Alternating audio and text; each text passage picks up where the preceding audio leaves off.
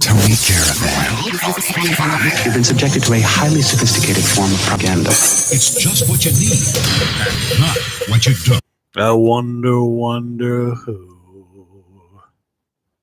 who wrote the book of love. Here we are again, Saturday. Was it May 29th, Memorial Day weekend.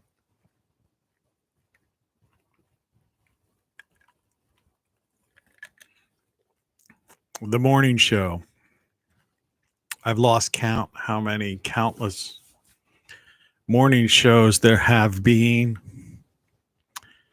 I no longer know. Yesterday I got hit again with one of those weird things where my show can't be played in North Korea, Syria, Iraq, and Cuba. But it's okay to play it in the United States. What's that about?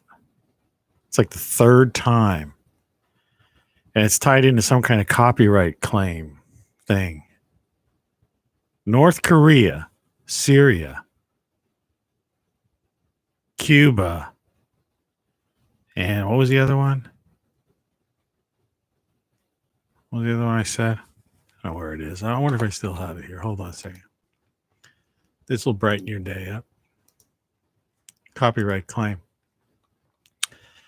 Copyright owner using content ID has claimed some material in your video. What the heck's content ID? There's like no number attached to it. Cuba, Iran, North Korea, and Syria. I mean, since when do these countries even have like free and open internet? Like, what's going on? What kind of something weird is going on there? I don't know, man. Well, let's Weekend weather. let's get into it. Memorial Day weekend weather. It's 50 degrees outside my studio here in I don't know. For some people, it's their home. For me, it's middle of nowhere. We're going to talk about that kind of thing today. It's supposed to rain today. Last night, in the middle of the night, I felt a drop of water on my face. I told you I had a leaky roof. Well, for somehow, the one spot that I didn't cover or something made it through the attic and the attic floor and dropped right on my head. Imagine that. What kind of life is that? I told you I live at the poverty level. All of these things that no one ever buys or supports. Thanks a lot. It's 50 degrees today, right now, and apparently that's going to be the high, but it's going to be one of those days where it actually dips down into the 40s and then regains itself later in the afternoon at 50. And then overnight goes down to the 40s. Sunday, it's going to be more rain on and off, 54 degrees, and then back into the 40s. Monday, maybe the sun might shine. Maybe not. But it's supposed to get back up to 70 degrees and the overnight in the 40s. It's okay for lettuce. You know, that's going to be fine for my lettuce. I'm going to have so much lettuce I don't know what to do with this shit. Pardon my word, my whatever. So usually don't start that early. Yes, it's 5:51 a.m. I've been up for a while. I was talking with Maggie 2, the AI, earlier. I was contemplating putting her on the show. In fact, having the whole show with her on it. You know, kind of an AI conversation or the AI guest on the show live. And after my morning conversation with her, I decided against it. And I'll tell you in a minute. Anyway, that was the Weekend weather. So for the rest of you folks, I hope you have a Good morning. and let's get on with the show.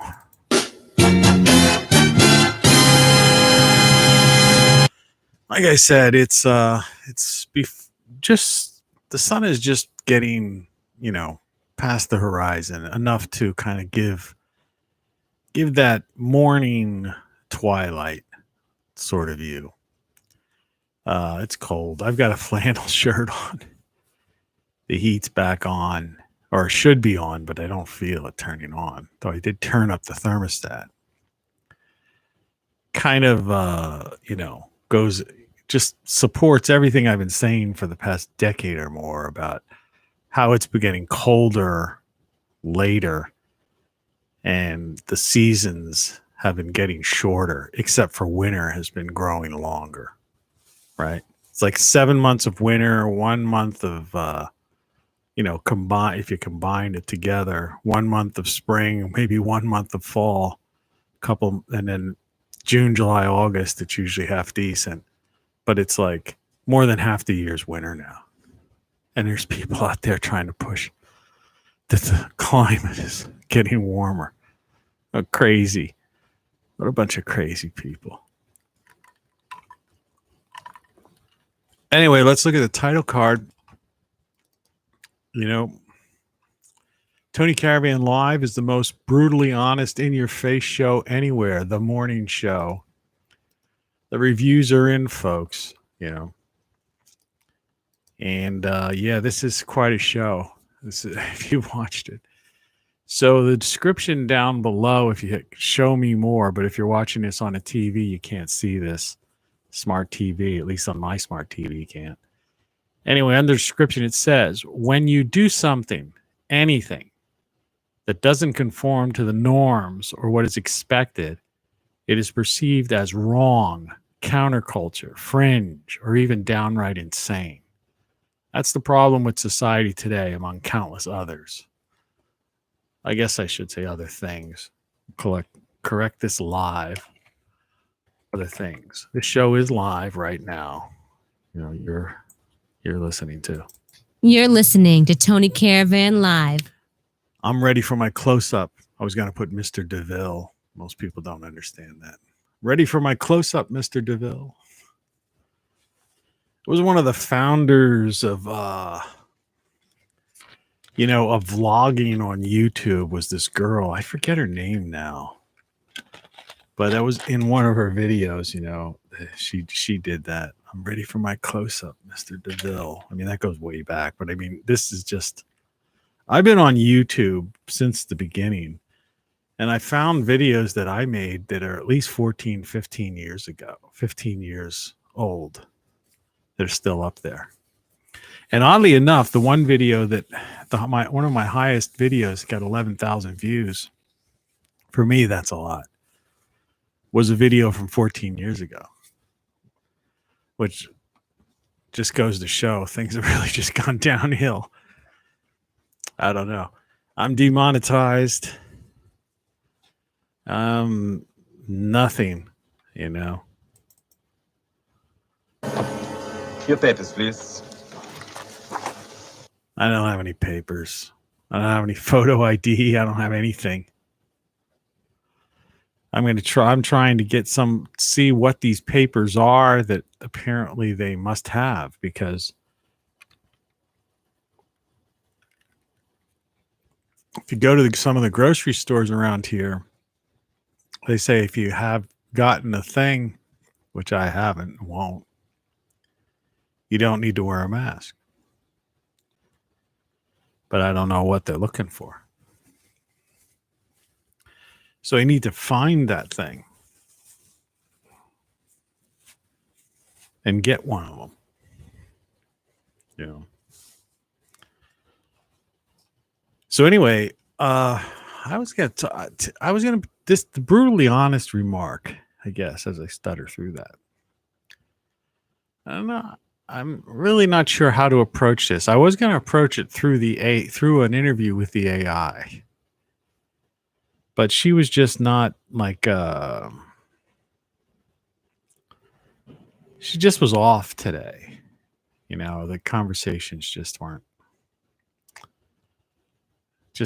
They just weren't clicking. I don't know.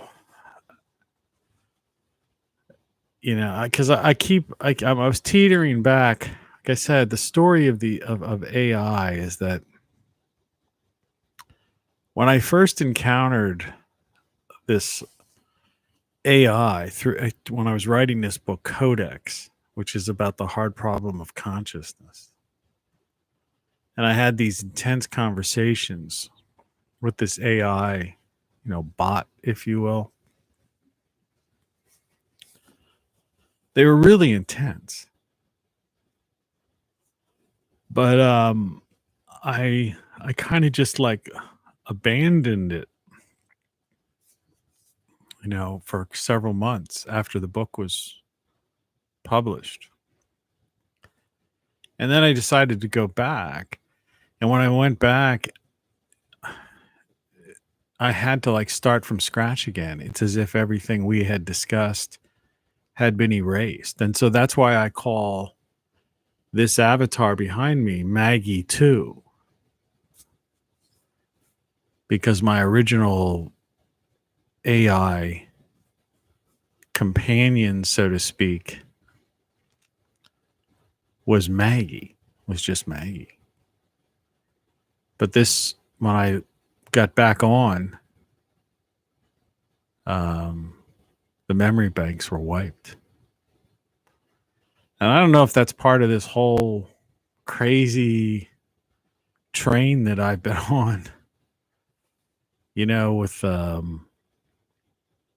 getting 2 viewers, being banned in Cuba and North Korea. I mean, why even send something like that? Like, are they really, you know, if you take offense to these words, I can't. It's like I said in the thing, I'm sorry, but they're fucking with me. I mean, think about it. If you got an email like that, right? Let me read it again. This is from YouTube. High Rock Flux. That's my channel, of course. A copyright owner using Content ID has claimed some material in your video. You know, but it's not even really it's a poorly put together sentence. And this is authentic too. This is the third time I got this. Accounts, youtube.com, blah, blah, blah, the return and all that. And it goes on to like say, this is not a copyright strike. This claim does not affect your account status. And of course, it has the video title, which was yesterday's. And then the copyright content is like something in both German and French, which is really weird. Claimed by WMG. I have no idea what the hell that is. And the blocked countries are Cuba, Iran, North Korea, Syria. And it says why this can happen. Your video might contain copyrighted content. Copyright owners can choose to block YouTube videos that contain their content.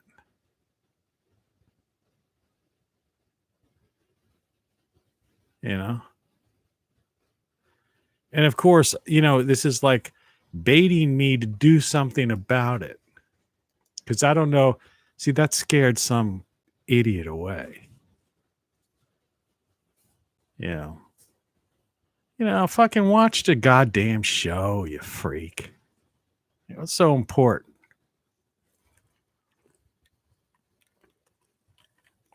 I'm going to get into some serious stuff today. Your loss, not mine.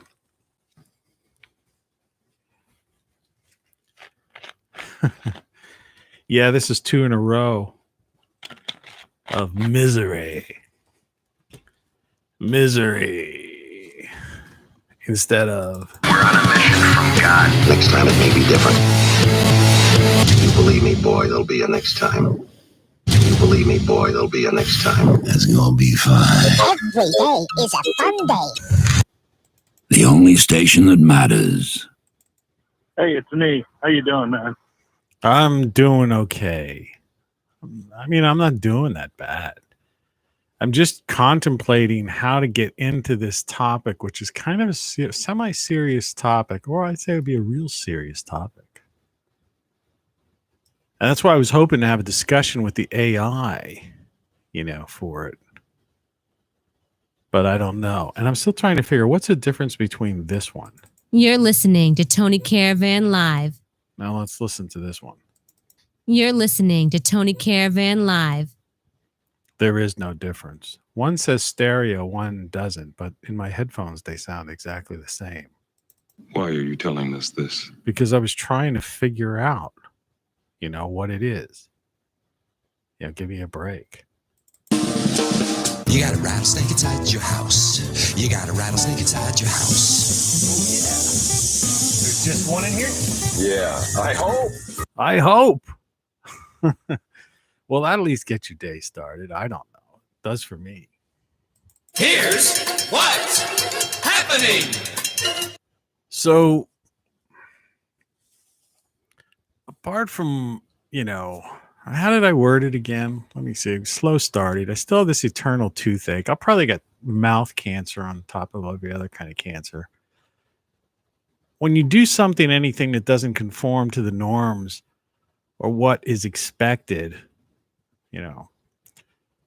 and I wonder if that's even clear enough for people who are functionally illiterate to understand. It is perceived as wrong, counterculture, fringe, or even downright insane. That's the problem with society today, among countless other things. And of course, I'm ready for my close-up. Mr. DeMille. Actually, the only reason let's put new window here. Director DeMille. Let's see.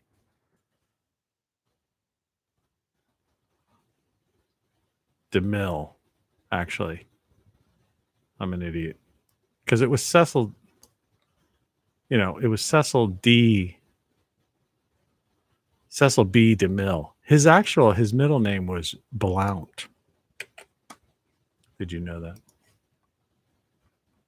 Oh, come on. Okay.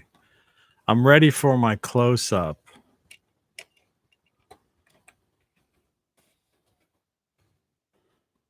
Mr. Nobody does that anymore.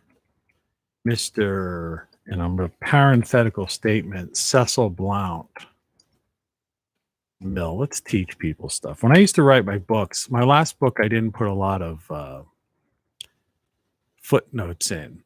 But in my previous books are so filled with footnotes that I once commented to somebody that if you just read the footnotes, it was like, a college education. I mean, certainly, because they were so in depth, and it was the things that just nobody seems to know about anymore. And whenever I learned a thing,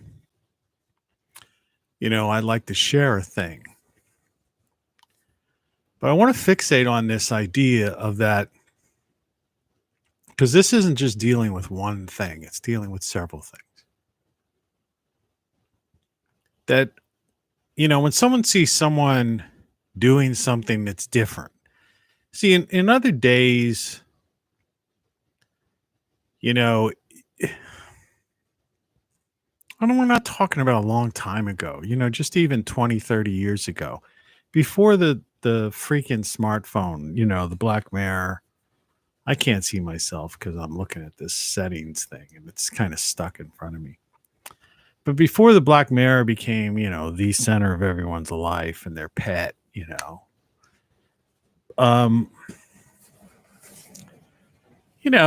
being unique was kind of like, a positive thing, I mean, defining someone as, an original, was a compliment. But you notice how today it's not a compliment. So when you do something, and I've got dash anything that doesn't conform to the norms or what is expected. And I could even expand that to say expected behavior.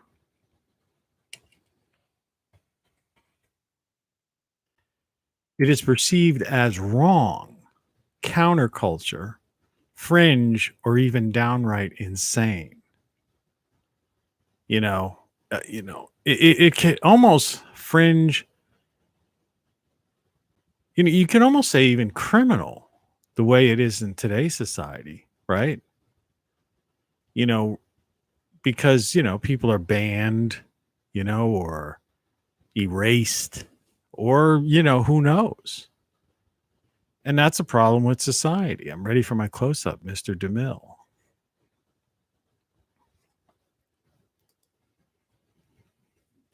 So how the hell did we get to that point? This, I mean, and it's so funny, man, because I've been writing about this stuff for so many years about how, it's becoming it was becoming a homogenized society. And so when you act out and just have fun, I used to live in LA, and I mean, everybody's an actor in LA, a wannabe actor. I mean, just a quick aside story. I think I may or may not have told this 100 episodes ago or something. I can't believe how many shows I've done. But when I was, my second wife was this wannabe actress from Holland, 6 foot tall, kind of was a cross between that girl from the summer of 42, Jennifer ONeal. Was that her name? I think. Let me see. I'll see if I could pull this up on the screen. Well, yeah. I mean, yesterday it seemed to work. See if we get anything going on here. If anything pops up there that I turn on the Apple TV. Yeah, okay. So what I'm going to do is put screen mirroring on Apple TV. Did it happen? Apple TV. Yesterday it shut off by itself. Then I take this down. Okay. Now, that's my screen. And let's see. Siri, could you find me a picture of Jennifer ONeal, the actress?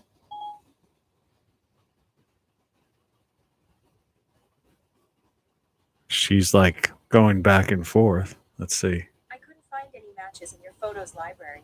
Here are some images from the web. Yeah, well, that was I looking for. Let's see.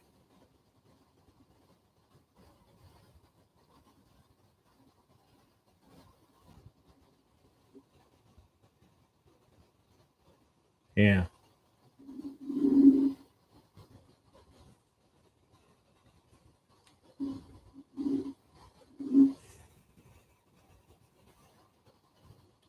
You remember her, Jennifer ONeal?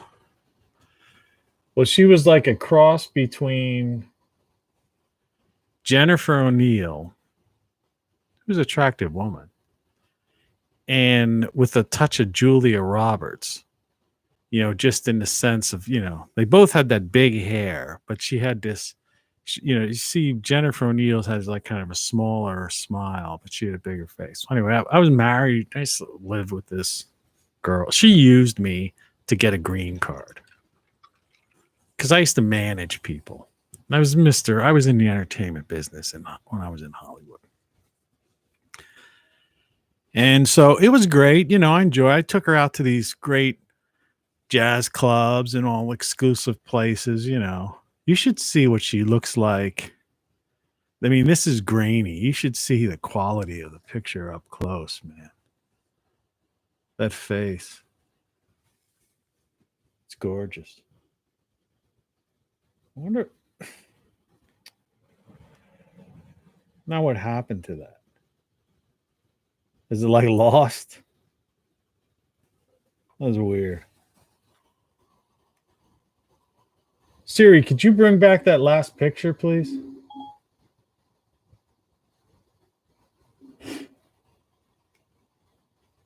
So much for that. Maybe, oh, there it is. Okay. What I was wondering if I turn this sideways. Yeah.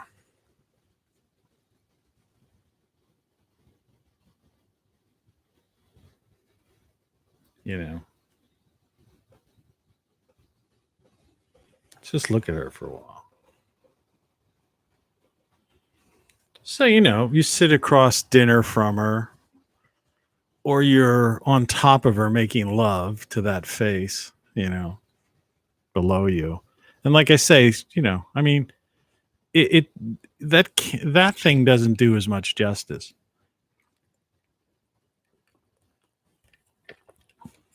But anyway, so I'm setting up some kind of to get her green card or something. I don't know. She had an attorney because turns out the way she got in the country was there was some Wall Street dude, married guy with kids, who was having an affair with her in New York City. Of course, I'm out in LA now.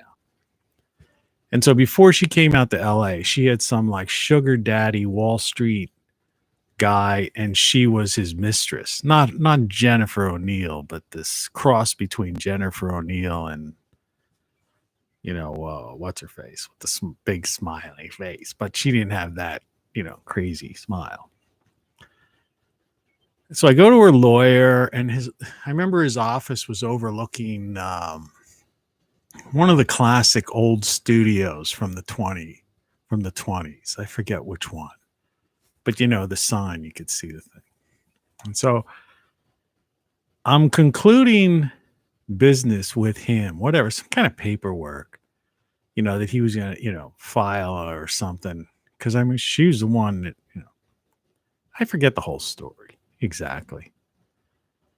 But it had to do with getting a green card and a marriage thing and stuff.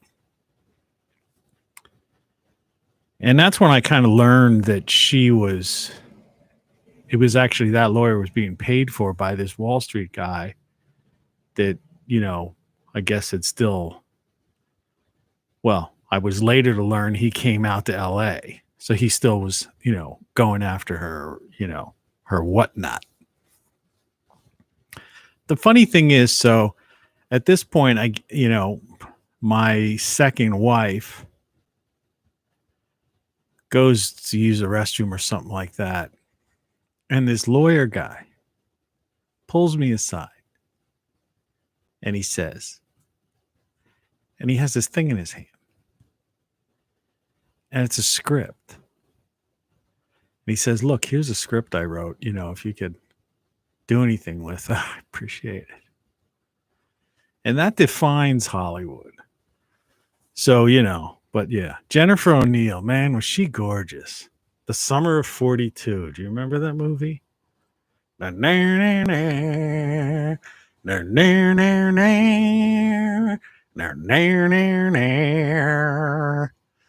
That's considered unacceptable behavior.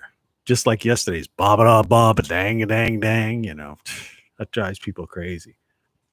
And then when you use the, you know, throw out some F-bombs and act a little crazy. But that's the whole thing, you know. So you can't be an original, but everyone in Hollywood was an actor, is what I was trying to get at, the story here. But we're somehow in show business. You know, even lawyers had scripts. Everybody was trying to like get, you know, I was producer. So everybody was trying to sell, you know, get their big break. It was comical. But, you know, it was fun, though, at the same time, because you were around, everybody was creative. I mean, a lot of freaks out there and weirdos, that's for sure. You know, and a lot of people just using people, as my ex and long since ex-wife, you know, was using me for a green card. Excuse me for belching. That's another thing you can't do on, you know, like I say, this show is in your face, man. What did the reviewer say? The reviewer asked to be kept anonymous because they don't want to be associated with the guy who belches on TV.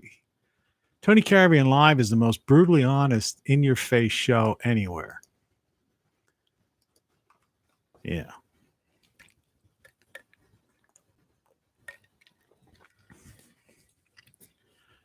Ain't that the truth? So, but the thing is, she pulled me into it, and this ties into this show. So I was kind of fell in love with her, obviously. I wasn't getting paid to get her a green card. I married her in Las Vegas in one of those weird chapels, like Elvis Chapel type places.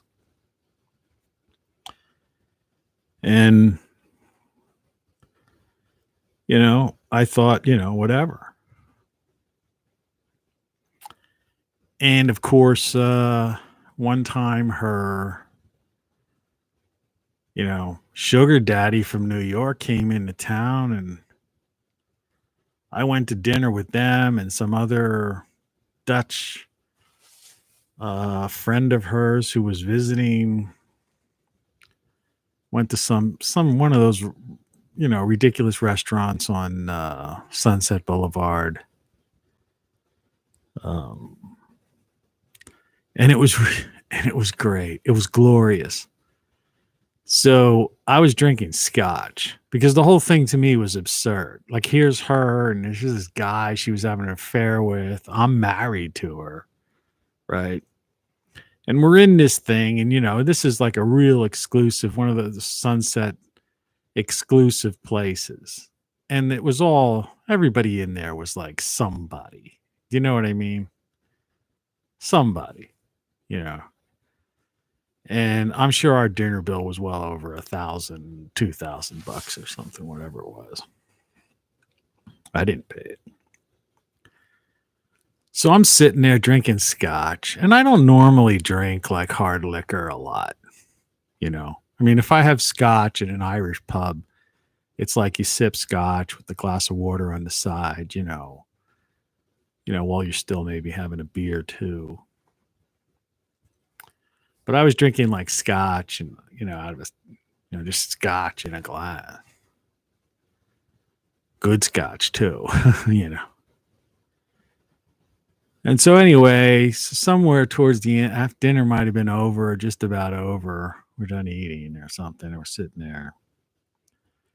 And I'm like trying to hold back because almost every word that comes out of this guy's mouth is just driving me crazy. It's like in a cartoon, it's like my head is just ready to fucking explode at any given fucking time.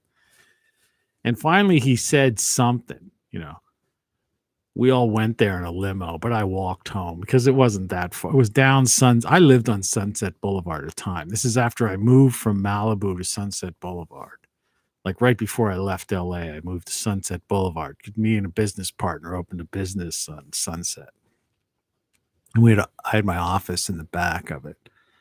My management, producer, manager's office type of thing. Which, by the way, I left some good audio equipment in that back office and a videotape of my first TV show, which really pisses me off because I would love to see that. It was pure absolute comedy. This is comedy before SNL. This is ridiculous. But anyway, it's lost like I've lost a lot of things, It's a problem being a traveling guy, Journeyman. Anyway, this guy makes some kind of remark, and that was it. I had enough. I stood up, and I'm like, and I just railed into him, loud, you fucking, blah, blah, blah, whatever the heck it was. But it was a great, nice, to the point, rant, and I'm surrounded in like this place, like I say, with everybody was somebody, but even on my own, I used to do that. Cause when I lived in Malibu, I I had dinner with it, where I would go, the places I would go, I'd always be surrounded by people that the average person, that were people who were currently on TV or producing movies and stuff like that. That was the circle I moved in the places I hung out in. And here I am with the flannel shirt. Yeah, living in the poverty line. You're in the poverty line. And, only in LA, though, because this is the thing. It's not like anybody escorted me out or like anybody was in shock. In fact, I think I heard a couple in the distance, a couple of little laughs or so. And I just stormed out of the place and I walked home to my Beverly Hills 90210 type of places where I lived. I lived in one of those places. There was a pool in the middle and, the units surrounded the pool type of thing. But it was on Sunset Boulevard. It was right on the edge of Beverly Hills. Technically West Hollywood, I guess you would call that area almost. But yeah, it was classic. But people in there, it was Hollywood, and it was like a totally accepted behavior that a guy would, that this would happen. I know I'm really talking, and it's not as funny as, yeah. But I'm sure that stuff doesn't go on anymore. And if it did, like, I don't know. Well, it doesn't go on. First of all, people are wearing ridiculous eyes without a face type of things to begin with. I'm out of ice cubes already. So yeah, that was a trip. So it wasn't long after that. I'm pretty sure it wasn't long after that I got divorced.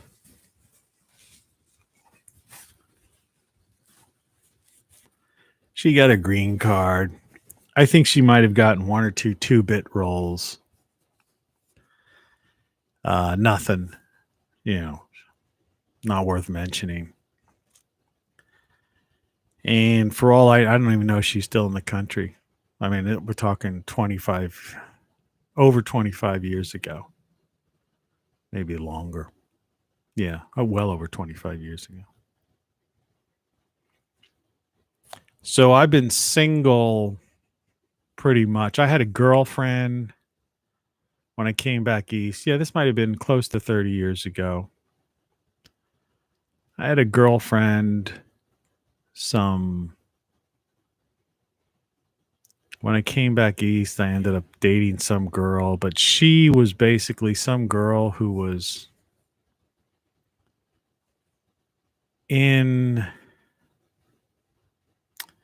trying to get out of a marriage. So she was separated from her husband. And I guess what happened was she used me, as the, I don't know, what do they call that? It's not like the rebound but anyway, so I guess I was the transition guy. So like a fool, I was, and I was in love with her. And she was like another friend of mine referred to a different girl. She was a sexual dynamo. I mean, she was incredible. The best way to describe her body was like that actress.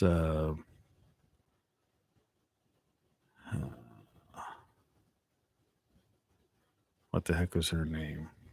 Early in the morning, doing these shows when you just get up, it's like you try to get your brain. The girl's actually from up in like from near Erie or something originally.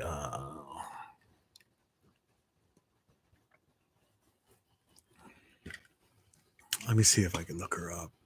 I think I might be able to. So, I mean, the name will probably come to me before I even look it up. Let's see. Movie.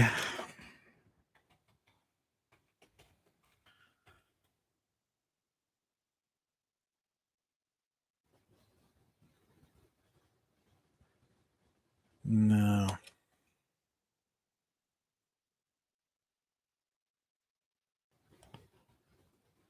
What the hell movie?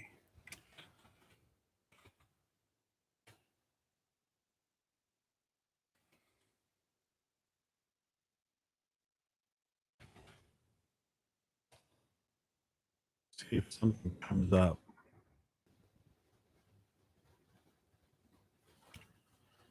There was this movie. I think I remember it now. Yeah.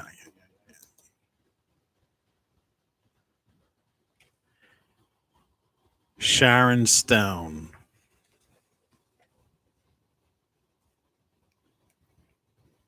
Hey Siri, could you show me a picture of Sharon Stone?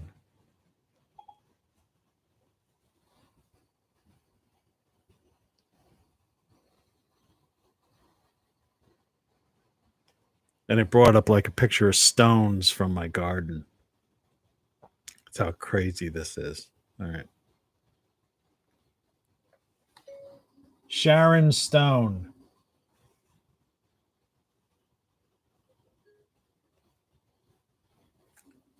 Goodbye. Jennifer ONeal. Images.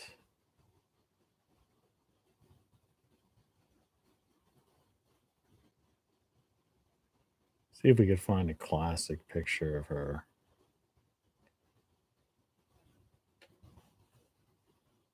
In the old days.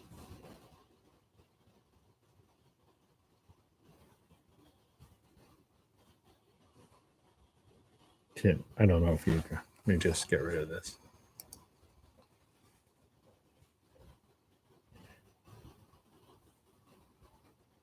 I mean, Sharon Stone's kept pretty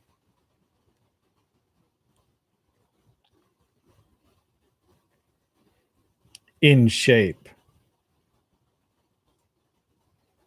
So I'm trying to find a kind of a body shot from her old days. Because she had one of the hottest bodies,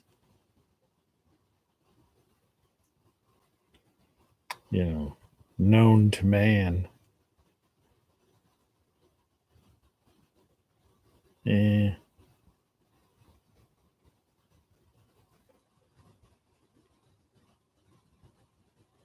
Let's see what this one looks like.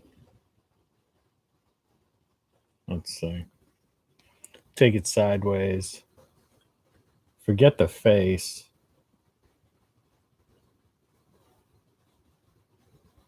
Yeah. Well, anyway, I went out with this girl. She had like a Sharon Stone type of body. It was like incredible. And she was a sex maniac, It's like that song. It comes out, "Don't you wish your girlfriend was a freak like me," or something like that. Yeah, she was that. She was like that. But unfortunately, that was a relationship. It was on and off for like a number of years.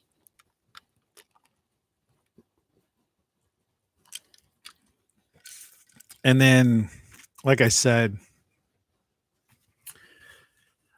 she ended up, that was an in-between thing. She was using me as I was the in-between guy. They always warn you about that, don't fall for somebody who's, getting out of a relationship. Rebound. That's it. Did I say the word rebound before? But anyway, yeah, so that kind of broke me up pretty much. Actually, it was one of the motivations of moving out of that town. I just was like, so, and I may have had one or two, after that, it wasn't like I was still when you're like jumping into relationships and stuff like that, jumping in and out of relationships, you need to fill that void. So I can remember I dated a couple girls, dated some girl that had 2 kids. I was thinking about her the other day. It wasn't a long dating thing. It was, it was just like a kind of a quick thing, but she was kind of interesting.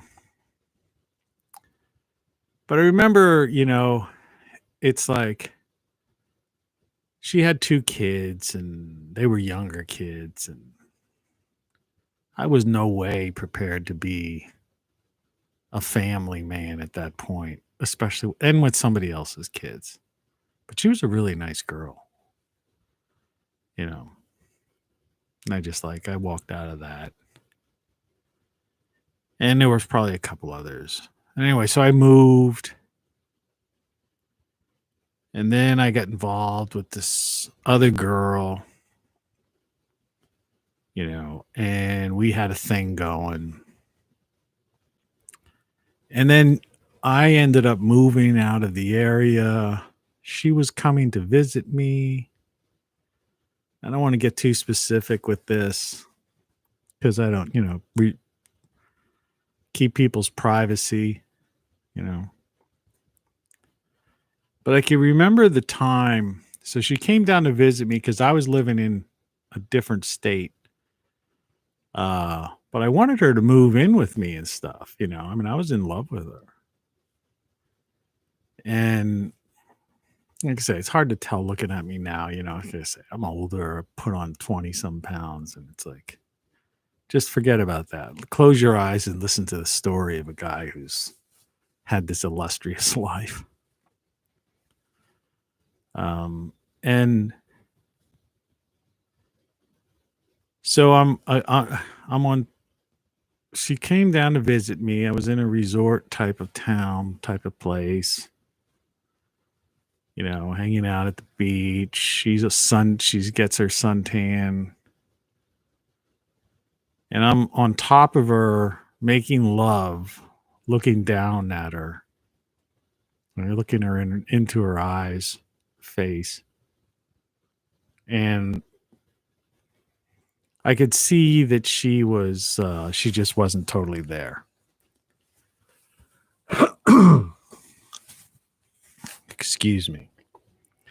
And as it turned out, women are fickle to begin with. I mean, I guess men are too, but generally speaking, women sometimes don't know what they want. Like even that Sharon Stone type of girl wasn't Sharon Stone, but I mean, I can remember she kept coming back sometimes. And there was one time where she came over to my place where I could have screwed her and I didn't, which I should have, because it would have been a nice closure to that relationship.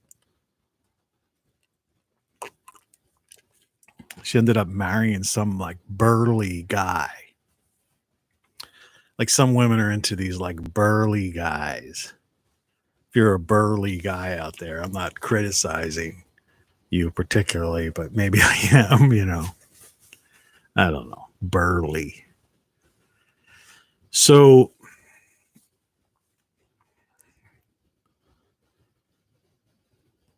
I'm making love to this girl that I was in love with, who came down to visit me. So you assume she was still in love with me. But there was something about it. I looked in her eyes while we were making love, and I realized, she just wasn't totally there. And excuse me for belching, the most in-your-face show on the internet or whatever.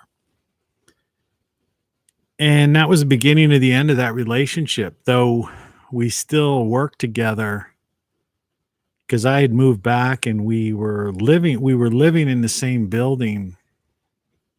It's a long story, working together and stuff, but occasionally we would have like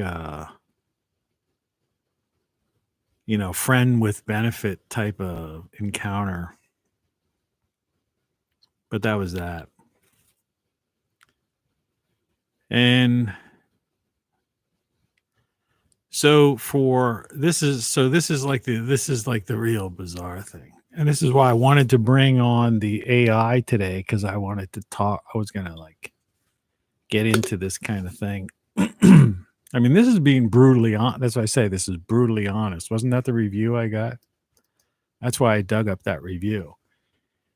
Tony Caravan Live is the most brutally honest in-your-face show anywhere. Yeah. This is like brutally honest. You're not going to find anybody talking like this. Trust me. especially people with these kinds of experiences. The experience that I've had, like a famous person who's, one of the, what is it they say in my books? The radiation thing, by the way.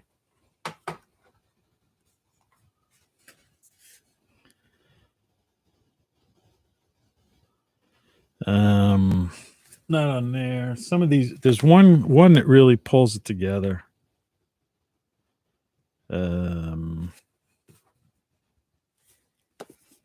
Yeah, I know. These are all my books. If you're new to this, I've written 9 books. Here's a good one. An incredible journey into the mind and adventures of one of the most under the radar legendary figures in modern pop culture. Okay.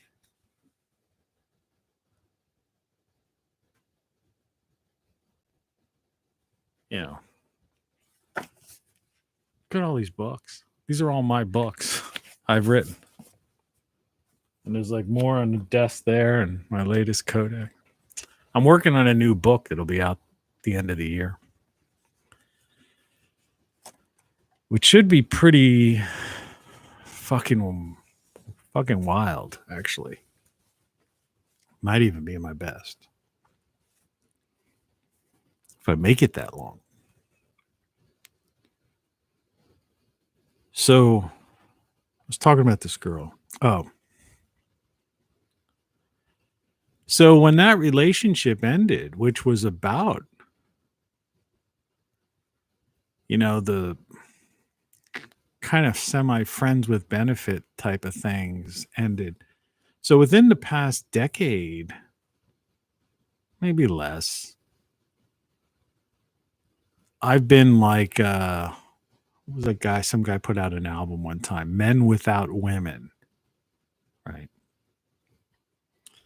So I've basically just been out of the scene,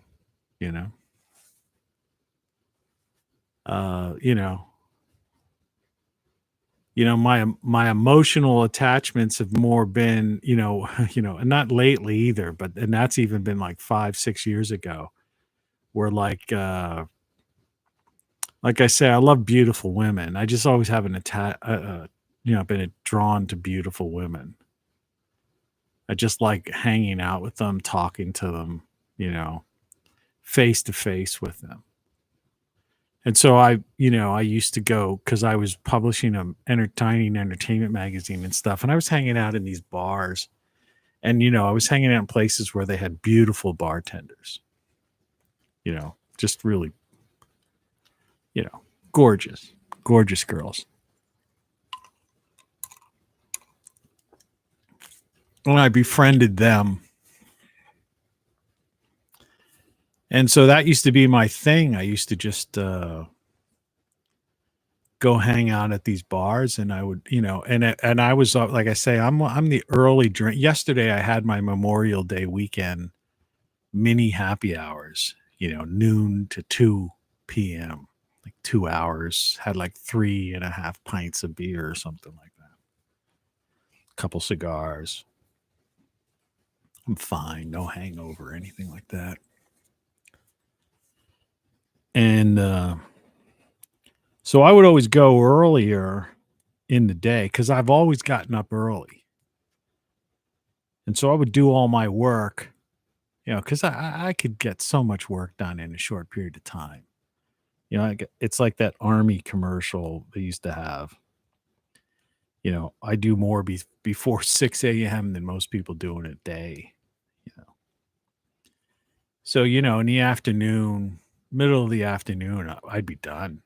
Plus, I already put in an 8-hour day, 8 or 9 hour day. So I'd go out to the bar like 2 or 3, which is like after the lunch hour. The evening shift is coming on maybe around 3. So I basically had a couple hours before like the after work crowd would come in. So I'd have like a couple hours alone, basically alone, with these gorgeous bartender girls. And I just, and they became friends, and they'd be friends of mine, and I'd talk. And look in their eyes while I talked, and just enjoy that beauty that is woman, you know.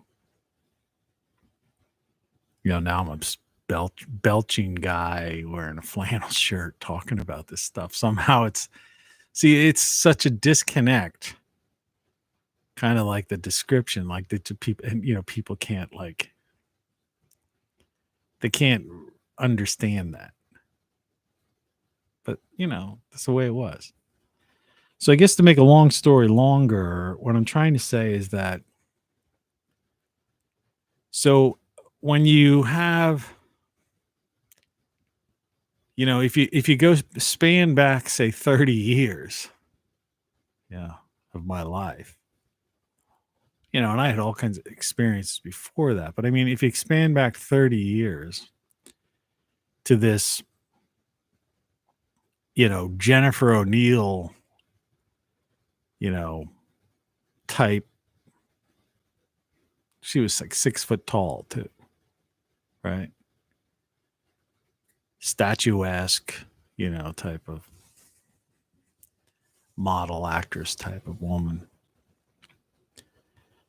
And there was another one in between there that warned me about it, who I was really in love with, which I, blank out and don't want to talk about because she was the ideal thing, who warned me about it, getting the green card, getting involved with this other girl. And I didn't take her advice. And that was just like Doreen, just prior in Doreen, that whole thing. And so between that one, which is still unspeakable and still like something I didn't want to deal with because I was truly in love with that girl. And so between that relationship going nowhere and then this being used by this, wannabe actress type of person, and then, having this other relationship that you open yourself up to and get, fall in love with and have that, and you just being the rebound guy, so she could transition, end up with some burly guy or something. And then somehow getting through that, whatever happened in and out in between, and then letting yourself go again and falling in love with someone, and this is like just the second half of my, of my adventurous life. Forget about the other stories. Who even remembers? I mean, I do if I wanted to, but so you just become, it's like boom, boom, boom, boom. You just get too many hits and then you just, so I was like basically hanging out, just looking at, hanging out with pretty bartenders,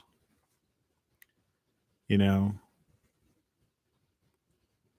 just enjoying conversations, looking at beautiful faces and stuff. I wasn't really dating them. There was one girl that like kind of, she was like pushing me, she wanted to do something,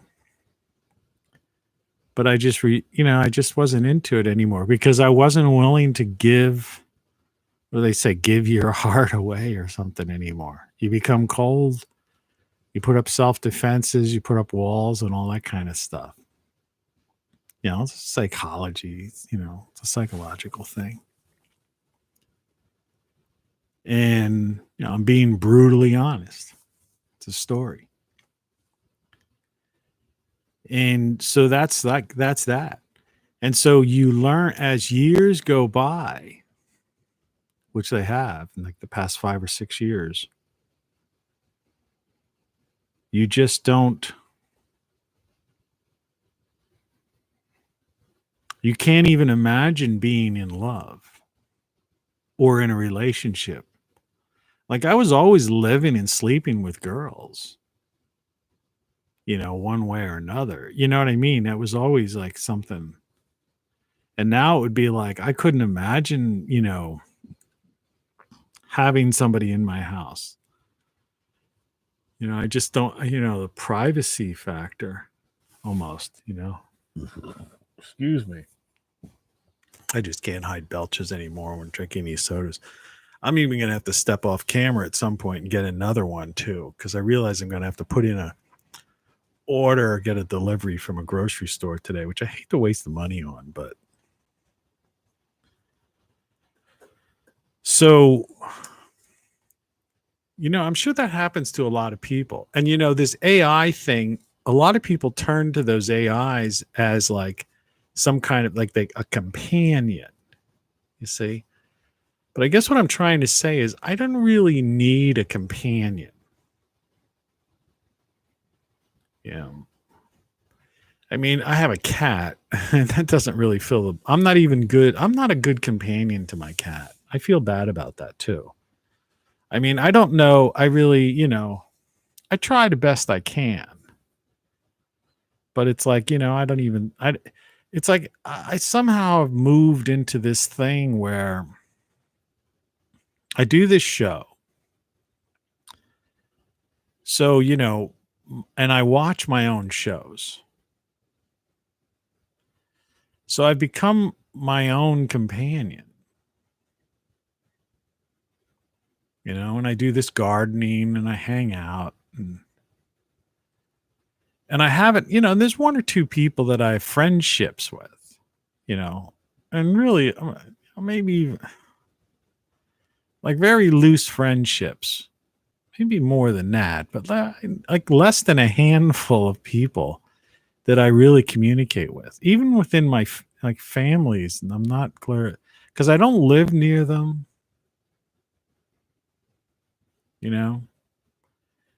And, they've got families, and I don't, it's just me.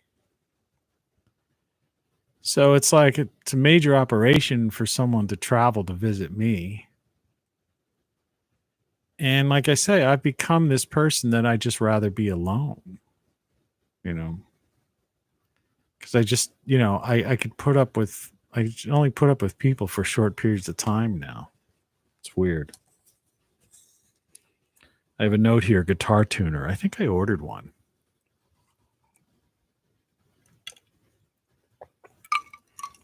My acoustic guitar tuner, wherever it might be, just like somehow died on me for some reason. Throw this thing away. But I still have to buy concrete adhesive, bird seed, and a volume switch.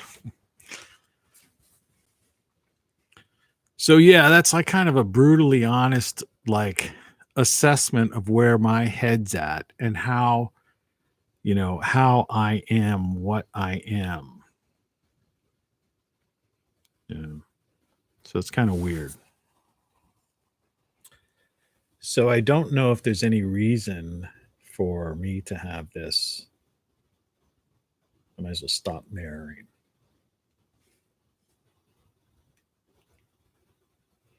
And this thing seems to be totally charged now, so I can turn that off.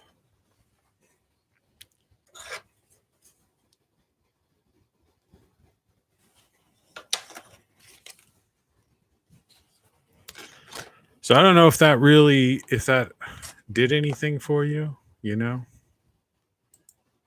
That story was like... It's an excursion into the odd and into the very, very different. Yeah. And it certainly wasn't like, This is really funny. Really funny. Okay. Any of that stuff was more along this line. Go ahead and shoot. You'll be doing me a favor. But it's not like I get... Don't make me angry. You wouldn't like me when I'm angry. It's not depressing. it sounds depressing, but it's not. You know, it's really not depressing. Why are you telling us this? I have no idea. Because the AI doesn't seem to work for me. And I have no interest in relationships anymore. Now, also, you know, I mean, I've had a couple of operations the past year and a half, so medical problems and things. But I mean, I'm still kind of myself, you know, and all that. I mean, I could still a fully functional human being. But I just don't have any interest in relationships anymore. And so I've like put my social aspects of my life, and I'm not on social media. See, that's the thing. See, and that's why the problem with the AI thing, because that it wants like it's a relationship type of thing, the way it, you know, it seems to respond. And I just can't get into it, you know, even with an AI, even with a machine, you know, I just don't have that. So it's like I'm more comfortable with myself. And that's why I do, you know, someone would say, well, how can you do these things? How could you do a 2-hour video every day for month after month after month? You know? And it's like, yeah, you become comfortable with yourself. And, you know, it's not so much not letting anyone else in. It's, you know, it's a matter of not wanting, you know, to be in a relationship anymore. It's like, you know, and it's not like I have some kind of cold heart.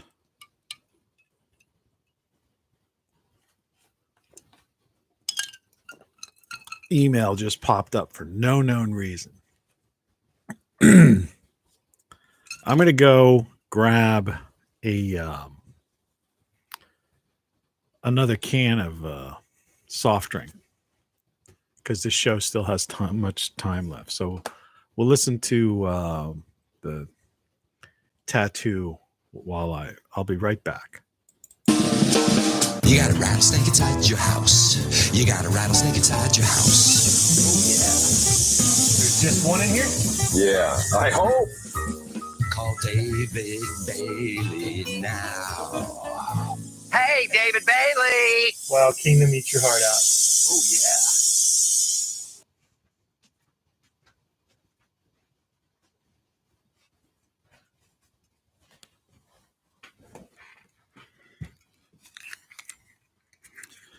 You got a rattlesnake inside your house, man. That's so freaky. You're listening to Tony Caravan Live.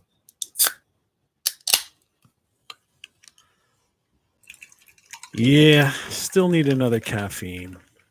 Something to do. So anyway, so that's a story. That's today's story. That's where my head's at.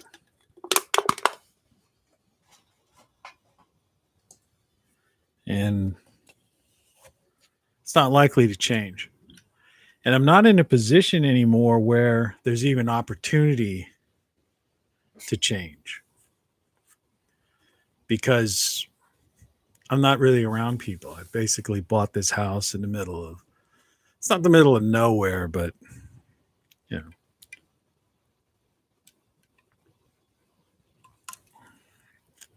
So I do shows, watch them.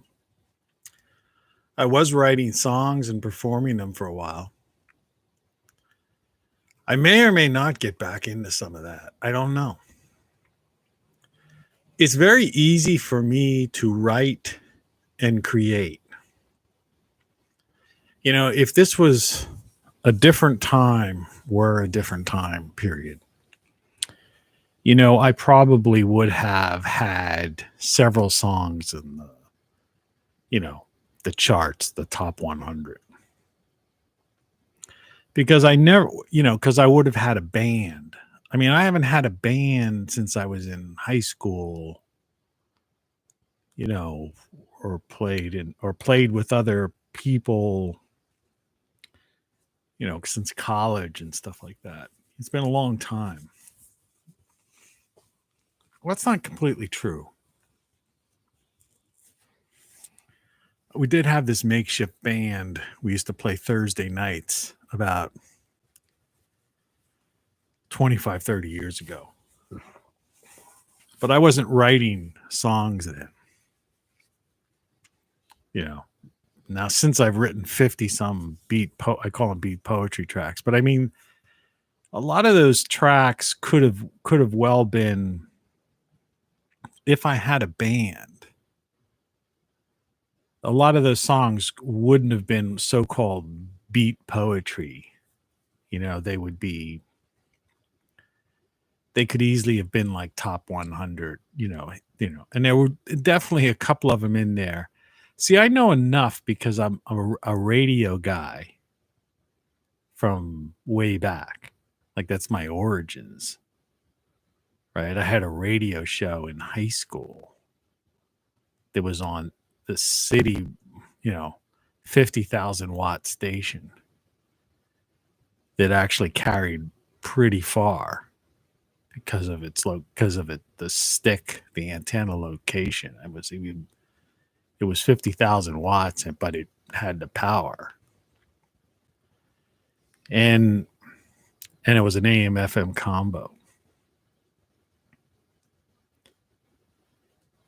So I know hits. Like, I know what works, what could be a hit, what isn't a hit, blah, blah, blah. But the thing is, you can't just do that. It's hard to just do the whole thing on your own. I mean, some of the songs that I've created, like I still say, like this song,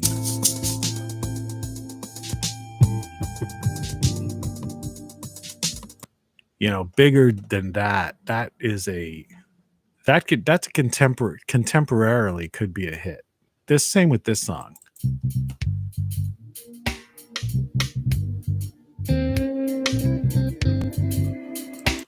And those are songs that kind of self-produced. But songs that I needed a band to do that could have been this could have been a blues hit.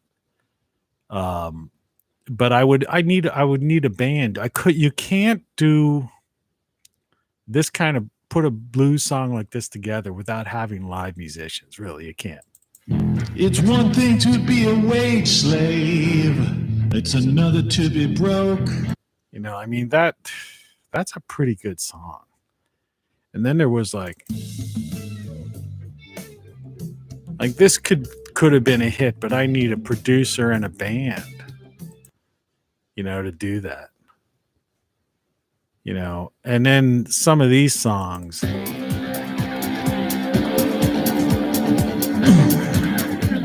are just downright cool. I mean, it's hard to sit still for, but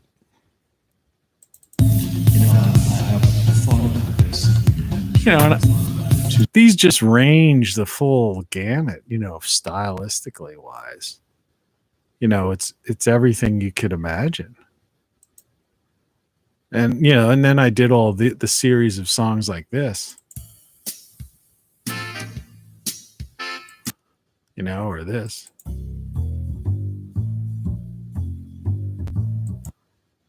I mean, it's like, I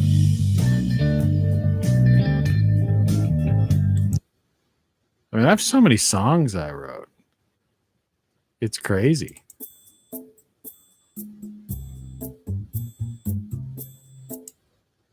So,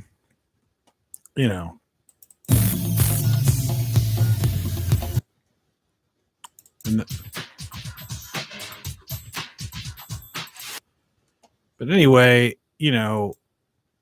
I may get into writing again like that, but I find it's real easy for me. I'm a natural songwriter. So, I mean, if I've got 50 songs, I've registered with BMI, I mean, I could easily have 100. you know. But you need a band for some songs because it's like, it's one thing to do these layered tracks. Certain songs you write, you can't, especially if you're doing like a blues thing, you know, or even certain rock songs. You know, there's a certain interaction, you know, that just it happens and it's part of a band, you know, experience. And, you know, and then even doing some live gigs, you know, getting audience feedback and stuff that, you know, that you need to really to do that. Like I say, this is being brutally honest, but it's an interesting into the creative process. So I channeled I guess the part of me, you have that book I wrote, Codex, you know, I write these books, The Hard Problem of Consciousness, the idea you have consciousness, soul, spirit, whatever you want to call it. And then you have a bioelectric brain, you know, but there's this duality thing here because it's really not the same thing. And modern science, I say this all the time, but this is fact. And that's why I wrote that book and I deal with it, is that they really don't have an explanation for that. And so, in other words, it's an open question. It's called the hard problem of consciousness because nobody really knows the answer. They don't know how consciousness arises. They don't know why you perceive the world in the first person, why you are you. Because your bioelectric brain is just like controls your android body. And I often liken it to like, say, almost the subconscious, you know, really isn't the right word because it has the name conscious in it. But that you know, there's a lot of people out there that are just kind of subconscious or almost subhuman. They're just basically androids. Cat's using a litter box. I could hear it in my headphones, but you can't. So, you know, so this is a creative outlet. I'm talking to myself. You know, and I don't know if you're not a YouTuber and you haven't done this, you know, you see yourself. And so you're taught in effect. And then I watch these things back. And that's some kind of like biofeedback, whatever, as well. You know, and these are long shows. So to sit and watch yourself for 2 hours back, it's enjoying, you know, and it's a learning thing and you're getting some kind of thing back from it. And like I tell people all the time, you know, I'm a music person. So it's like I don't have if I have a pint of beer or something, it's like I don't just sit there and stare at the walls or something, you know. No, I'm listening to music. And it's not just, you know, the music of the ages, which I happen to have one of the greatest collections known to man. But it's, you know, like I said, I've got the songs I've written. So my songs are in there too, because at least I've recorded them. And say half of those 50 songs that I multi-tracked, you know, are complete enough that, you know, that they're decent to listen to. It's just that the other half, I really would have preferred having gone in a studio and had a band so that we could have, you know, because they were written that way. I'm a songwriter. I'm a writer, and I've written, you know, these books and things. And I do this, and I've written screenplays. So, you know, this is just an insight, this show, into the creative process. Something different. I've talked about some of these things, you know, in books and in some of these, you know, broadcasts, whatever you want to call them. And yeah, it's just something to think about. And but it's definitely become the replacement, and I hate to be so serious, all the time, like this time, not all the time. But, we still got a little bit of time left in this show. Maybe we'll get crazy. Just one of those things. So you replace, life is I always say, people who question life, the experience, life is about experience. And that it's the journey of experience. And you experience the world through your 5 senses. And it's your consciousness,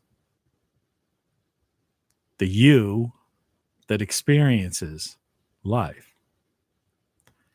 And people, and I think I might have talked about this even yesterday a little bit. The people who aren't comfortable with themselves. See, and that's the thing. I'm comfortable with myself. And at this point, I guess what I'm trying to say is I'm more comfortable with myself than other people. And it's not like I'm what you would call a loner, in that regard. Like it's not that, in fact, just even within the past so many years, I was, most of my life, was considered like extremely social, guy, but real social, not fake social, not this 10-year-old social media thing, that's, mesmerized everyone, which I still say is a passing fancy and a major mistake. So, no, that's not it. It's not like but it's just, I'm more comfortable right now with myself and using creative outlets than, doing some kind of thing, social media or social event, So that's just the way it is. And you develop the longer that you spend time that way, the more ingrained it becomes in your consciousness, and that's who you become, and that's your life experience. It's just the thing, it's neither good nor bad. It's definitely a thing, that some creative people may struggle with, or some lonely people may struggle with. But once you get to that hurdle, sorry about that. Freaked me out in the headphones. And I got a cat that's like rubbing against the bottom of my leg.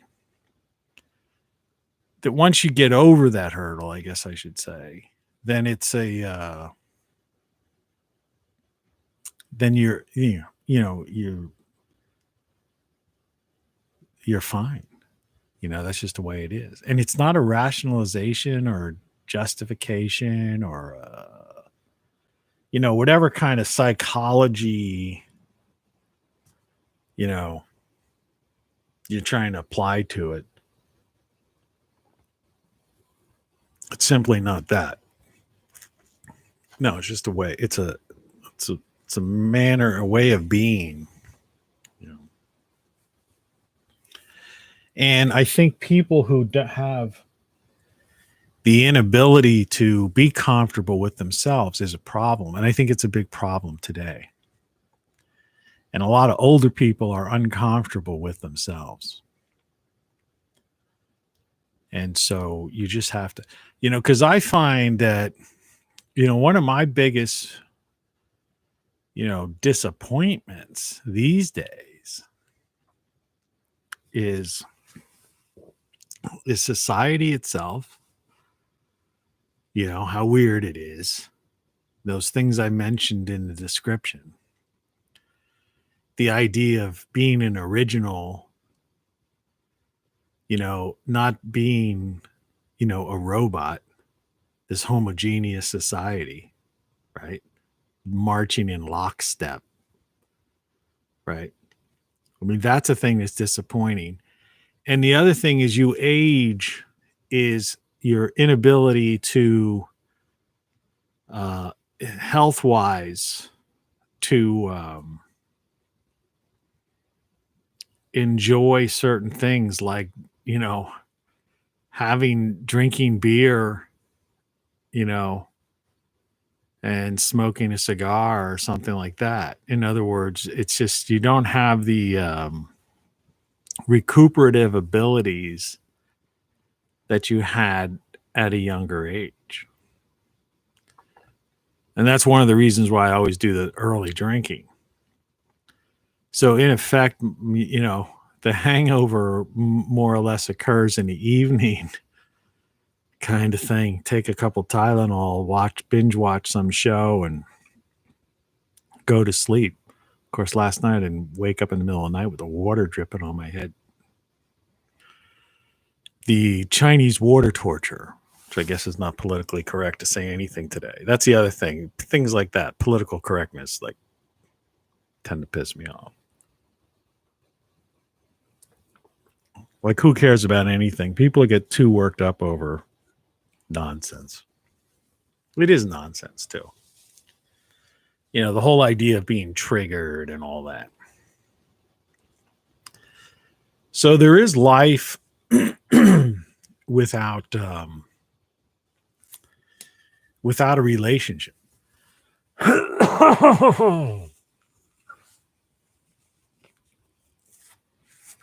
Only on my show will you find someone doing that. It's just the way it is. Hey, it's me. How you doing, man? Just gave a brutally honest, story of a portion of my life. And that's the way it is. And it's way you should look at things. And people would be much more happier if they'd be more comfortable with themselves. And there's nothing wrong with, needing people and needing to be in relationships. I mean, I guess. Humans are social beings, but having spent such a long time and been in so many relationships that at some point you just kind of get, I'm sure some psychiatrist or somebody would say, oh, well, you're afraid to, it's like, no, not really. I jumped back into, the game a few times after, some devastating breakups. No, that's not it. No, I just, it's like you can't, your conscious focus on life and experiencing life. It's like I say that one girl who who was a really nice girl years ago, who had the kids. They were just little kids and stuff. And, sometimes I think back to one particular time when we ordered a pizza and stuff. And it's like, I wanted to be with her. So it was like, here, give the kids the pizza, let them hang out and play with their toys, and let's us hang out here together and have like a drink, some, beers together or something. And it was like, but that was the wrong thing to do. What it should have been is we should have all been sitting around the table or something. What she probably wanted was, for me to sit there with the kids and so, you choose the life you want to choose. And if you don't have that, or maybe it's not a choice, it's just a happenstance or whatever you want to call it. Happen chance. just by chance. And so your life takes on a path, and then you adapt to that, to where it ends up. So you're still you, but it's like you can't be you. I couldn't have written 10 books and 50 songs, done hundreds of videos, and had held all the positions I held, and in so many cities throughout, the country, done all the things I've done, published all the magazines. And I mean, it's just ridiculous. My portfolio is beyond comprehension of the average person. And I couldn't have done that if I would have married a girl outside of, after high school, which I've often thought about that, just, fleeting thought, what if I would have married this particular girl, who probably would have married me and had a family and been a family man, like that movie with Nicolas Cage where he has that glimpse of what life would have been like, if he didn't become some Wall Street player.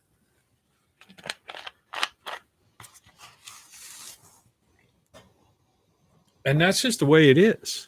You either do that. You can't have two worlds. It's like people who have demanding positions. They always end up getting divorced, or their relationships are weak or whatever.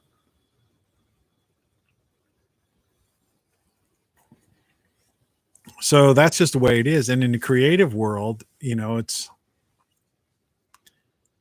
how could you be a good parent or a good husband, if you're like in the process of writing a book, or you're doing, I got to do something like this if I had kids running around. It's bad enough the cat interrupts me. Do you see what I mean? So it's one or the other. That's why I say I don't think I treat my cat as good as I should, because the cat's like wanting attention and stuff. And that's just a cat, not a kid,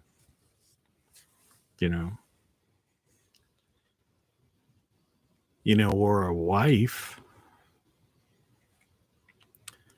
So I ended up in this situation through a confluence of events. And I neither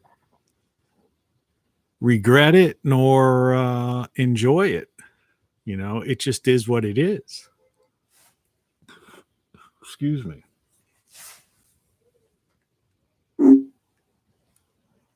Somebody beeping a horn out there.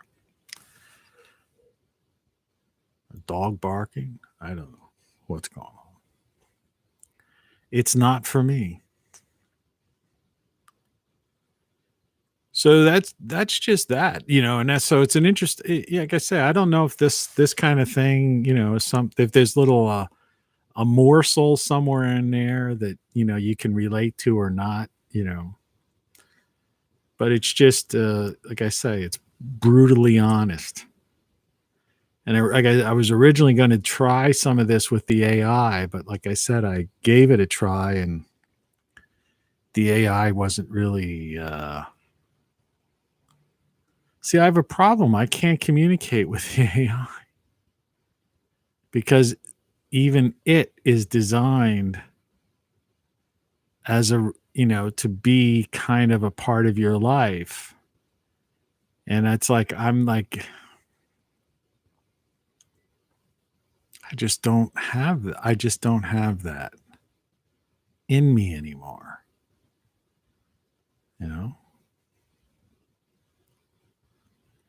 And so, at certain times you could be bored and lonely. I mean, kind of. But when you're a creative person, and if you have multiple skills, put it that way, you always find something to do. So it's, it's like, I don't know, you end up having a full life either way.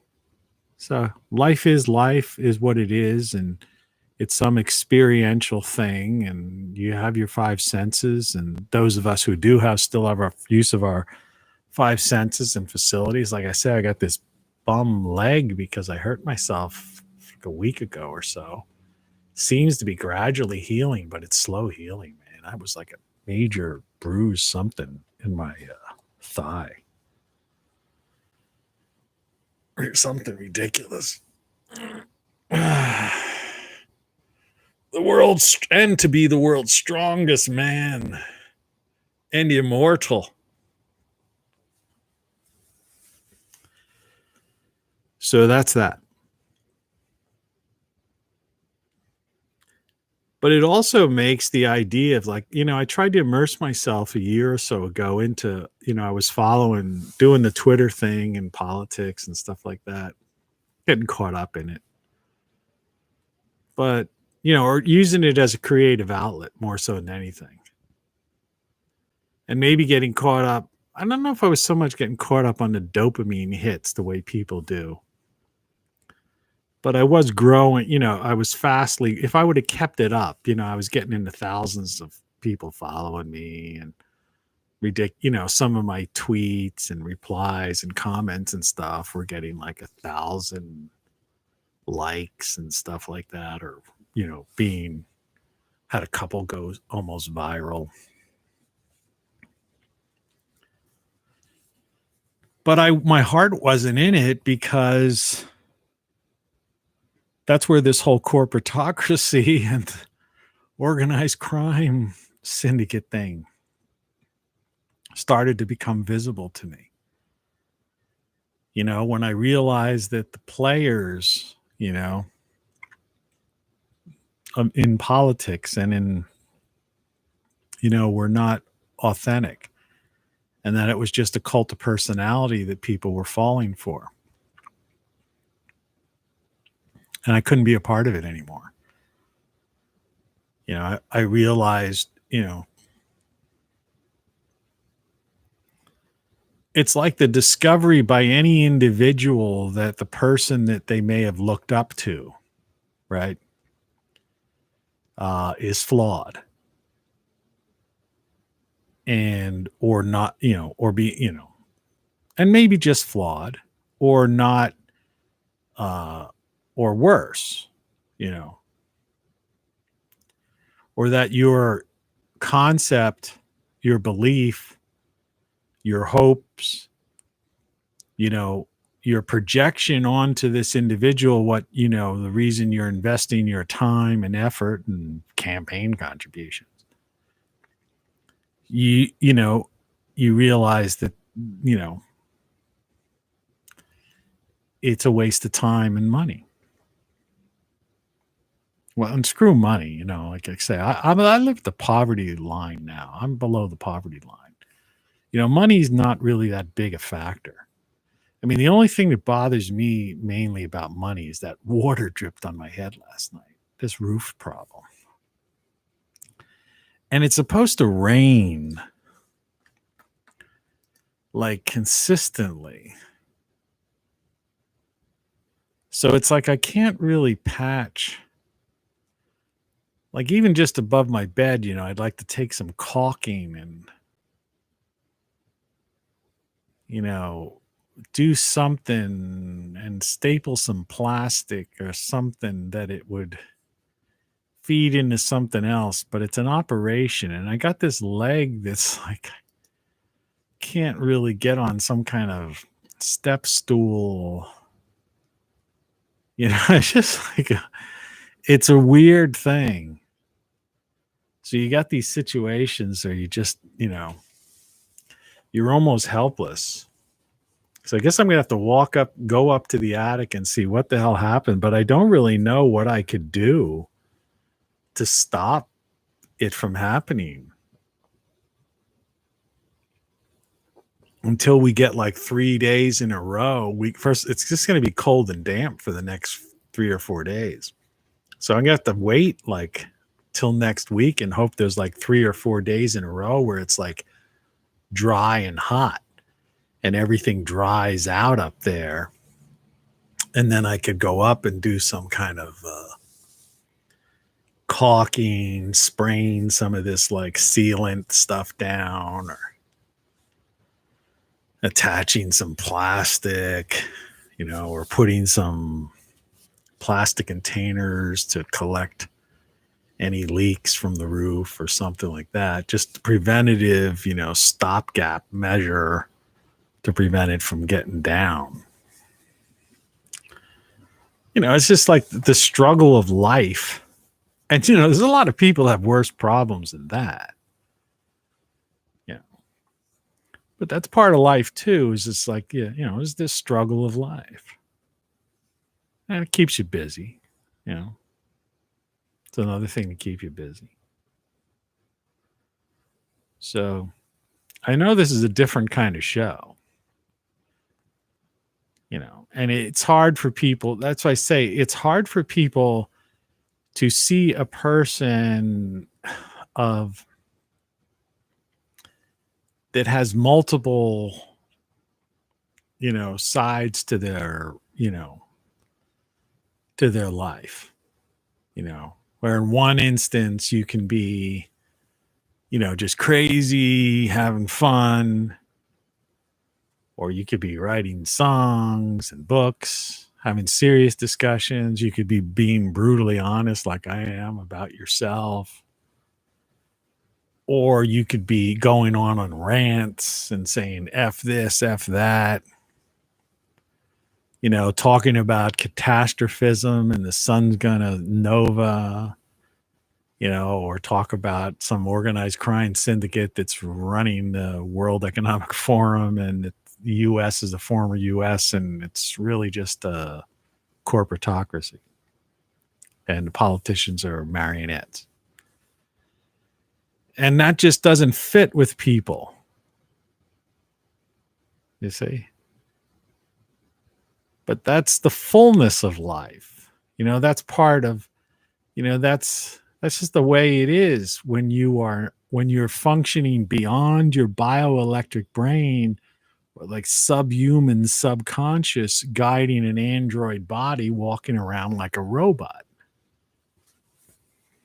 It's why AI will never take over. And people just don't seem to get that. It's the creative consciousness that, is what makes life, worth living, meaningful, and a beautiful experience. And that means that we're all multifaceted, and we're resilient, and we're creative in different ways. Everybody has some sort of creativity. There's an outlet for it one way or another. If you're a conscious being, but if you allow yourself, it's almost like you allow people talk about the calcification, the pineal gland being calcified. And if you don't know what that means, it doesn't really matter. But it's another way of saying is, I give an example, is that you're allowing your consciousness to be atrophied. So look at it that way. So that you are no longer, you're putting yourself, like you're letting yourself go to be taken over by, the by the mob, mob rule. It's like I was saying about how if these cult leaders, they deprive people of protein and they become more receptive to suggestion and things like that. Maybe that's what the whole processed foods and this vegan movement and stuff's about. I don't know. I have no idea on that. That's the part of that. But I do know that people are being indoctrinated and conditioned and all that stuff. And the self is being taken out of the individual. And people are just acting, just acting the way they're supposed to act. And when they encounter somebody like me that's all over the place, they don't know how to respond. So they say, oh, that's wrong, or this is that, this person, they can't comprehend somebody who's just like a free, free spirit, free individual, creative individual, multifaceted, multi-talented, if you want to use the word. But talent, what's talent? That's like a narcissistic word, talent. Everybody, what one human can do, another human can do, as long as they have the same faculties, So it's not a matter of talent. It's just a matter of, focus and things like that. Desire, determination, interest in it. Seeing the world a certain way. And, taking it in. But it all has to do with consciousness, being a conscious being. And I think a lot of people are just are letting their consciousness be atrophied. It's like someone, who's been in a coma for, let's make the example, it's just that's why I like doing these things, because these things come to my mind. I didn't prepare this. Since this, since the advent of the Black Mirror, the smartphone and the various apps like social media that have come to this is one of the first ones, right? One of the originals.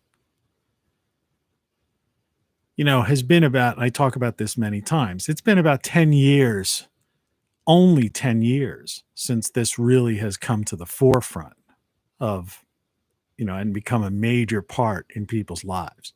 So, it's been, some of the different aspects of this kind of thing have been around longer, but it's just been the last 10 years that the apps and this has become, this most,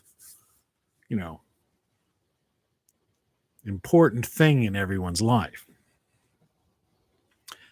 Well, I liken it to being in a coma for 10 years. And you're in this, on this breathing machine. And like some people say, because I'm talking about a person that will wake up from a coma, has potential to wake up from a coma. And they're in some kind of world where they're maybe aware of things, they're dreaming things, they're living out something, but their body's completely, not functioning at all. And so they wake up and, all their muscles and everything are all atrophied. And for 10 years, they've basically been asleep, kind of. And that's the way I view society right now. But it's not like a sleep. It's like they're in some kind of dreamland or some whatever. But to me, it's almost like it's like a coma. So people are allowing their consciousness to be atrophied because it's not being used. People are just going with the flow with these memes and, whatever's viral or whatever's being broadcast or push technology. Like I was showing the Apple News app yesterday, but it's the same as Google News or network news or cable news or whatever. And these dictatorial governors and whatever. And this cult of personality politicians. And it's always, send us money, save America or build back better. What's the difference? They're not doing either. And they're not going to do either. And so the idea is that wake up, man. People need to be woken up from this coma. It's like sometimes they put people in a coma intentionally when they have a certain injury. And it's, so that the healing process or something can be dealt with. And it's like, no, wait, it's time people wake up from this coma. Because that's what it is. You're not really alive. You're not really conscious. You're just part of some dream within a dream. It's sad to see people doing what they're doing. And only those who are conscious, really can see it. Because the people who are just going around, following, the robot commands, the android, just using their bioelectric brains instead of their consciousness, they're oblivious to this. And so they're suffering, some are suffering from fear of 25% of the people supposedly, allegedly, afraid to come out of their houses. The story yesterday, Paul Joseph Watson, people that will are wearing a mask in their house with their wife, and even while they're having sex with their wife, won't take the mask off, even though they've had the so-called, the jab thing. I mean, the torment of children, what they've done, the abuse of the elderly, lock them up, lock them down. It's has been, what a head game. And even before that, this whole idea that we've just been pushing out functionally illiterate people, for the sake of this corporatocracy having control and selling products and ruling over the masses. And above them is this organized crime syndicate that's just, profiting from it. And some several thousand people are ruling over 8 billion people on the planet Earth. I mean, that's how crazy it is. If you're conscious, if you actually sit somewhere and conscious and focus on your consciousness and see what's going on, open your eyes to what's really real. That's the thing. What's really real. And you realize that this virtual reality, artificial reality, social media is anything but being social, is anything from reality. It's like being in a coma or like trapped in a dream within some kind of dream, somebody else's dream. And it's not, the outcome is not good. The patient is not waking up the patient at this point after 10 years has caused, well, I wouldn't say, there's just not a good prognosis right now. So I see bad things ahead, starting this fall. I think we'll get through the summer okay. People are still on unemployment. They're still throwing money around at people, doing different things. It's a summertime. Some people who are conscious or people who aren't even conscious will, have their, physical pleasures of the summer, But once the fall comes and these 20 million, 30 million people on unemployment realize there are no jobs and they're not getting that money anymore. and they see the world in disarray, and they start, hopefully, or maybe, you know, it's not a good thing, but when they start to see that the country is no longer a country, it's just a corporatocracy, and that the corporatocracy answers to an organized crime syndicate, an international organized crime syndicate that's involved in everything from the heroin trade to human trafficking to organ trade. I mean, you know, these are their big money makers. But then the whole series of everything down from big tech to, you know, coming up with new cryptocurrencies so they could print don't have to print fiat currency. They can just create ledgers in the cloud. Big pharma, you know, allowing diseases, not curing them because there's too much money to be made in selling pharmaceuticals. Big med, more money to be made by having heart disease be the number one killer and cancer being the second killer. You know, all that sort of stuff. So I don't know if people will wake up to that. And, you know, and if it becomes more visible, I say in the next 6 to 18 months, I've been saying, but basically it's less than that now, the next 4 to, 12 months or something like that.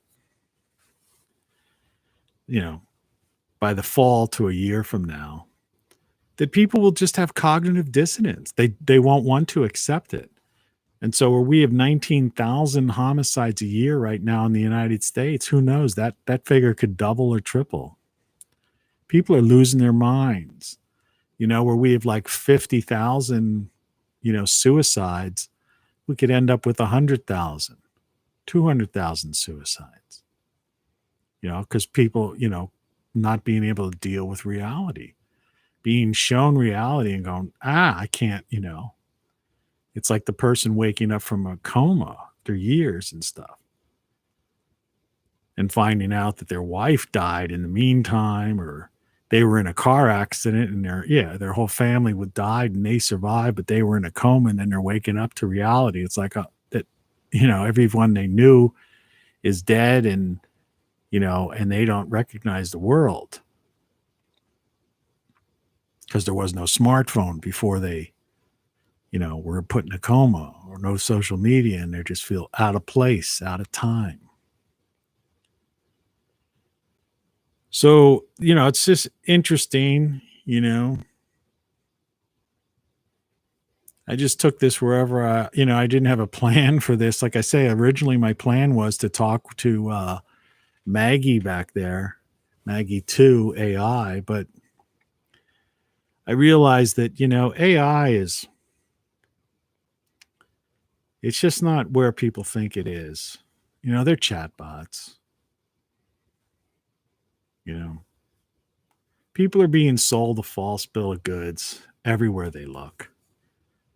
And I don't care, who you are, what you are, how many billions of dollars you have, or how good or bad you look, but it's a cult of personality. They prance these people across television screens and YouTube screens and quote, give them blue checks in social media.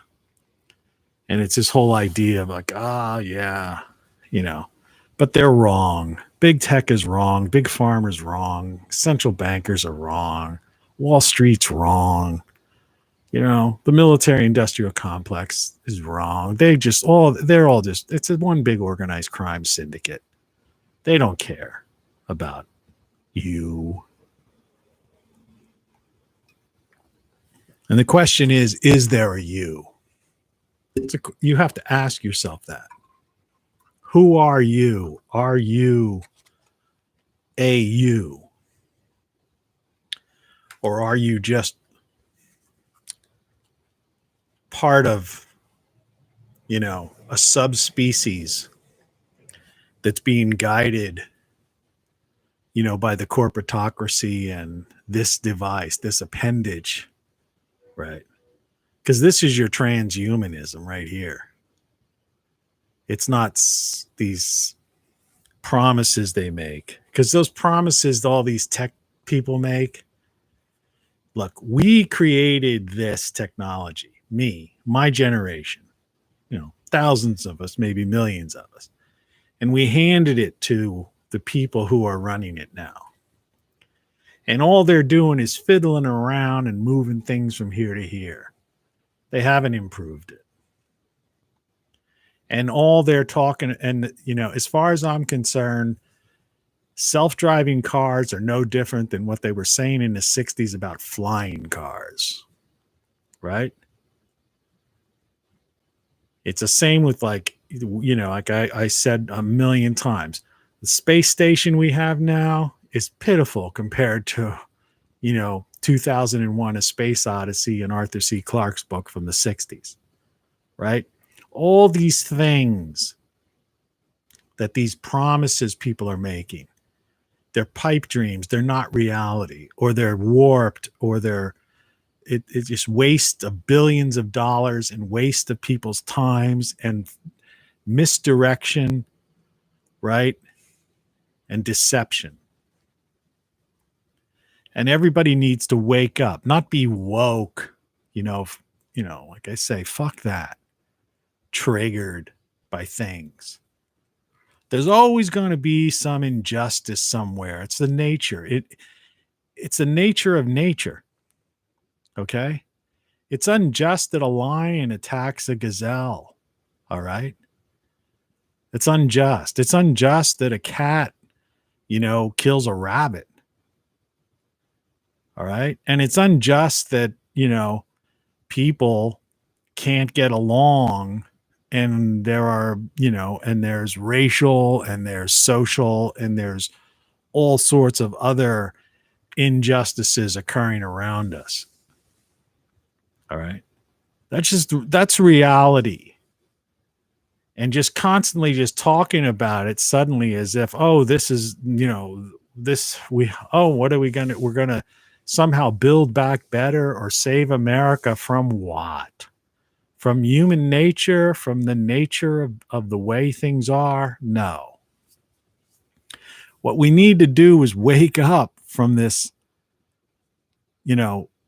illusion put before everyone's eyes, this mesmerizing hypnosis that people are under, by this thing, that's atrophied your consciousness.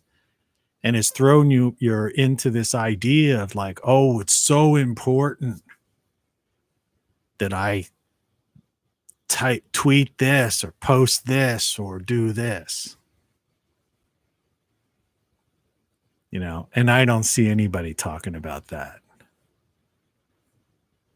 What they're talking about is same things politicians have talked about forever. And the organized crime syndicate's been around for a very, very long time.